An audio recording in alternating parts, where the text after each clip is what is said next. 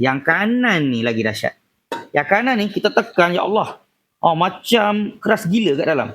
Mana yang dia tak rasa keras tu? Nah, inilah punca yang dia tengok saya tekan pun tak boleh. Nampak? 1 minit hari ni.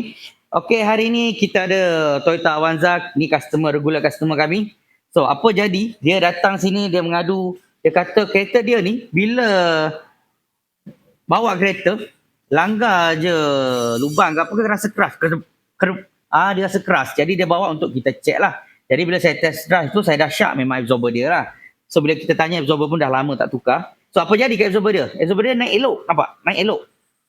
Tengok saya tekan Tengok. Naik elok je naik. Oh shit. Okay, nampak? Okay, absorber dia naik. Okay, tapi ada masalah. Okay, yang sini side. Ini kiri side.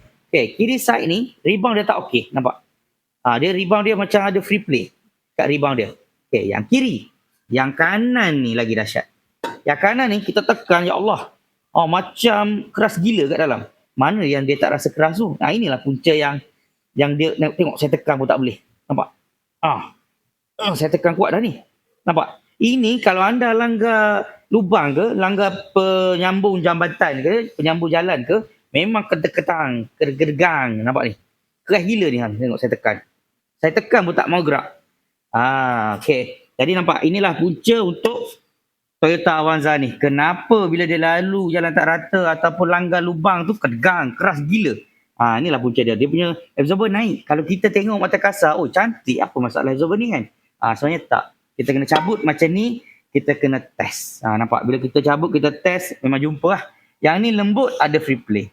Yang ni keras dan ada benda menahan kat dalam dia. Jadi, kita bagi tahu owner, kena tukar, owner pun okey lah. So, alang-alang tukar ni, macam biasa, benda ni pun kita akan tukar sekali. Mounting absorber dan hanya boleh pakai yang original Toyota sahaja. Ni, kalau pakai yang biasa, bukan tak boleh. Saya takut tak tahan lama sebab saya selalu kena. Ni. Jadi mounting absorber dia pun dah tak elok, kita tukar sekali mounting absorber dia. So kalau siapa yang ada masalah yang sama atau nak servis kereta sebelum balik raya, boleh datang ke Fizi Motorsport Sunway Ipoh. Selamat hari ini, set.